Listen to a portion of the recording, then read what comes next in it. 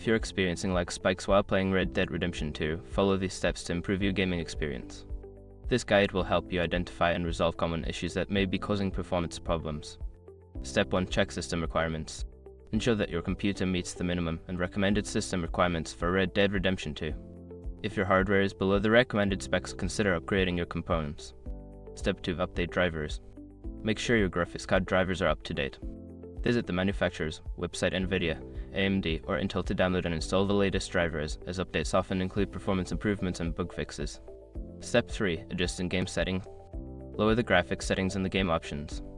Reducing settings such as texture quality, shadow quality, and resolution can help improve performance and reduce lag spikes. Step 4. Close background applications. Before launching the game, close any unnecessary applications running in the background.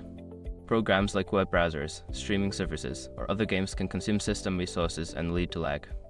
Step 5. Optimize game files. Verify the integrity of the game files through the game launcher, Steam, Epic Games, etc.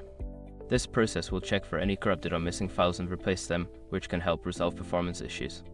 By following these steps, you should be able to reduce or eliminate lag spikes in Red Dead Redemption 2. Enjoy your gaming experience.